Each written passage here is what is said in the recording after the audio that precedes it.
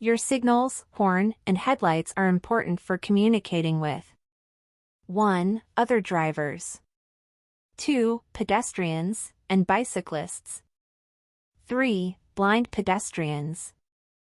A. 1 only. B. 1 and 2 only.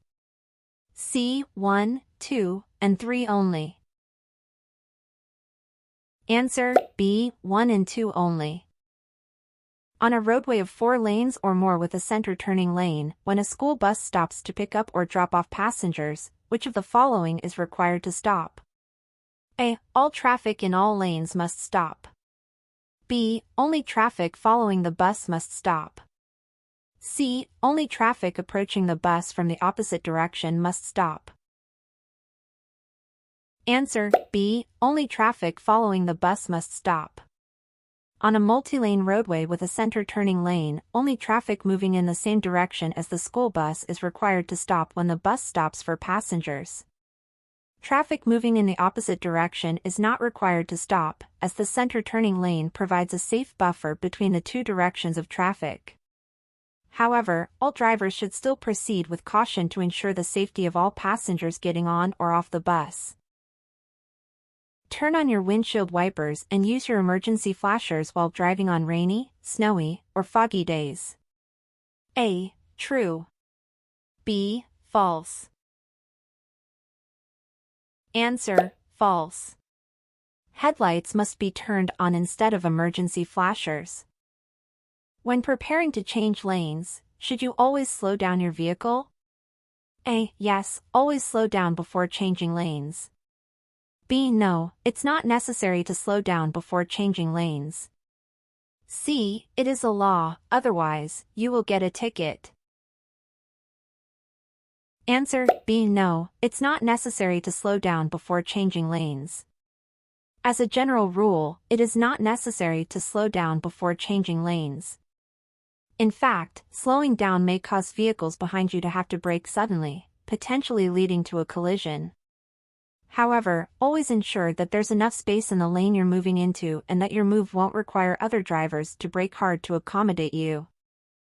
Is it legal to cross double solid lines to enter or exit an HOV lane? A. Yes, as long as no other vehicles are close by. B. HOV lanes are always open, cross double lines when safe. C. No, crossing double solid lines to enter or exit is prohibited. Answer C. No, crossing double solid lines to enter or exit is prohibited.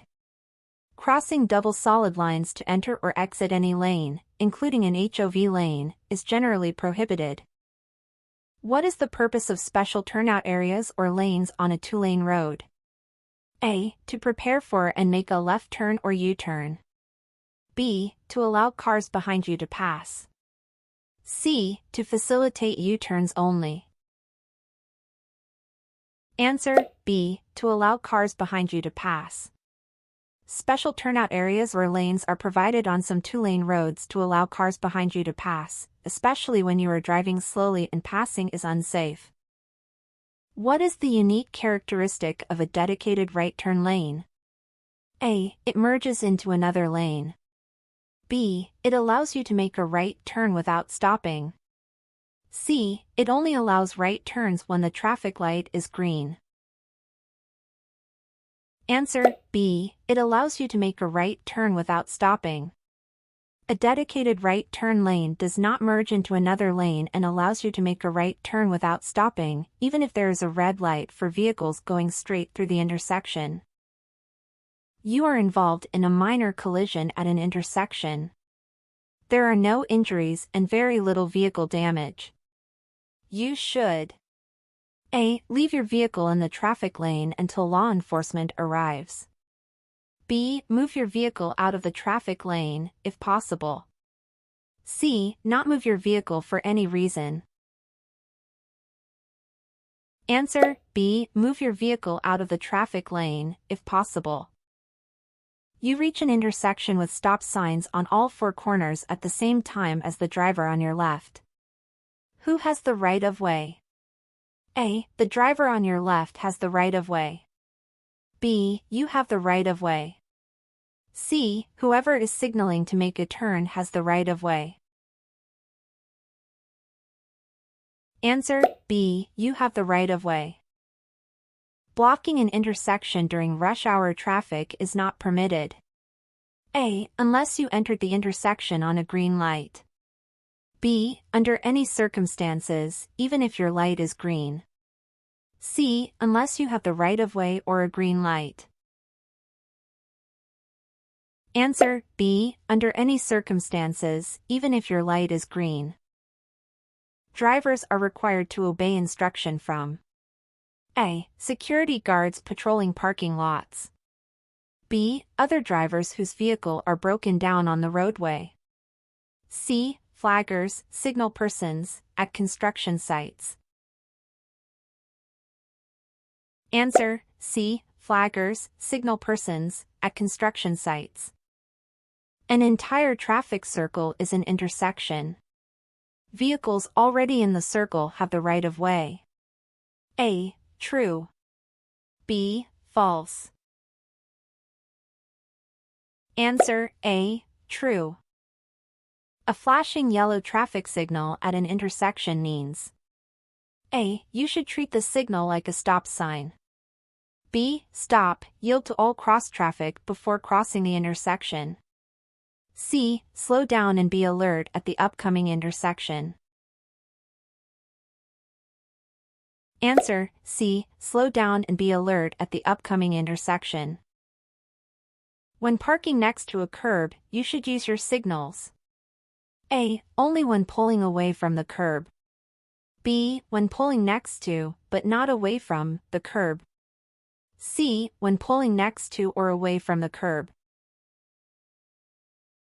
Answer C. When pulling next to or away from the curb. If you are riding in a vehicle equipped with a lap belt and also a separate shoulder belt, you are A. Only required to use the lap belt. B. Required to use both the lap and shoulder belts. C. Only required to use the shoulder belt. Answer B. Required to use both the lap and shoulder belts. You are driving on a city street and see an emergency vehicle with flashing lights behind you. What should you do? A. Drive to the right edge of the road and slow down. B. Drive to the right edge of the road and stop. C. Stay in your lane, slow down, and let it pass. Answer B. Drive to the right edge of the road and stop. If there is no crosswalk and you see a pedestrian crossing your lane, you should A. Make sure the pedestrian can see you before proceeding. B. Cautiously drive around the pedestrian. C. Stop and let the pedestrian finish crossing. Answer C. Stop and let the pedestrian finish crossing. Driving under the influence of any medication which impairs your driving is permitted. A. Under no circumstances. B. If you don't feel drowsy. C. If it is prescribed by a physician. Answer A. Under no circumstances. You must stop at the intersection ahead. Just before the intersection, you have to cross railroad tracks. You should stop before you cross the railroad tracks when A. You don't have room to completely cross the tracks. B. The crossing is located in a city or town with frequent train traffic. C. You transport 2 or more children in a passenger vehicle. Answer A. You don't have room to completely cross the tracks. Which of the following is true about roadways on bridges and overpasses in cold, wet weather?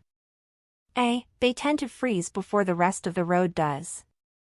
B. They do not freeze because they are made of concrete. C. They tend to freeze after the rest of the road does. Answer A. Bridges and overpasses tend to freeze before other parts of the road because they are exposed to air on all sides, including underneath, which allows them to cool faster. This can make them more slippery and hazardous earlier than other parts of the road in cold, wet weather. In California, when a bus, streetcar, or trolley is stopped at a safety zone or traffic light, you may pass at A. No more than 10 miles per hour. B. Do not drive through a safety zone under any condition. C. You must stop and then proceed with caution. Answer A. No more than 10 miles per hour. Generally speaking, you are in a large truck's blind spot if you A. Drive close to the large truck's left front wheel. B. Cannot see the truck driver in the truck's side mirrors. C. Follow no closer than 10 feet behind the large truck.